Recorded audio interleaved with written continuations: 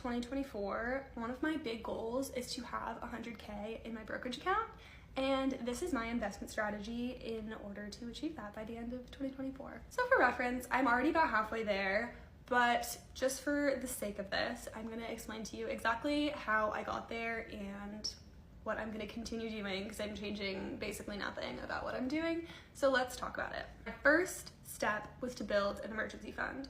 Building an emergency fund is so crucial if you're going to start investing and saving for anything, because if anything happens, you need to have a cushion to get your life together and be able to pay your expenses so you don't have to like uproot your entire life. My emergency fund has 3 months of expenses, which ends up being about $15,000, and that lives in a high yield savings account where I have access to it all the time. The next thing is I learned to not be afraid of the stock market.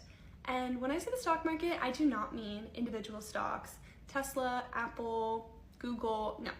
I very selectively will ever invest in individual stocks. 97% of all of my investments in the stock market are in mutual funds or ETFs that track the stock market as a whole.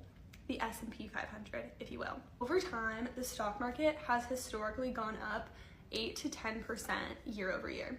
Now that does not mean you will guaranteed get a 10% gain every single year, but if you're investing for the long term, like 10 plus years, just to grow your wealth, and you're not looking to access this, you're not looking for fast cash, you're just looking to grow your wealth over time and have your money make money in your sleep, this is the strategy for you.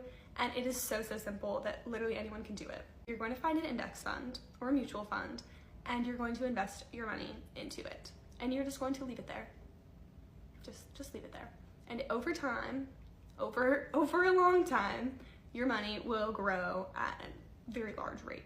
So currently, I am investing about $2,000 a month into mutual funds or ETFs.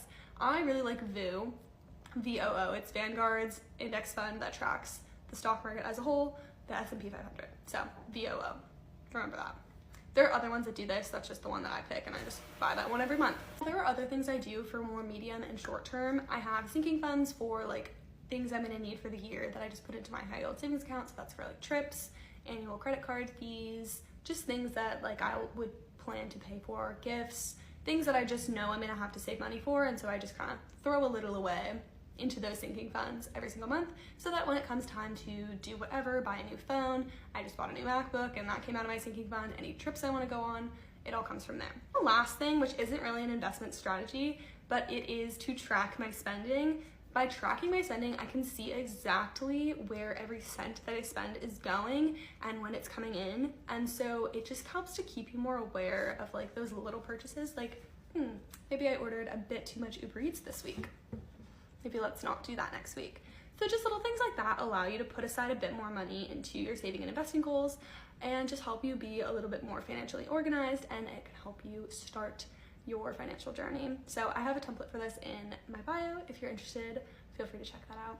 Follow along for more content like this. Leave any questions in the comments below. Bye.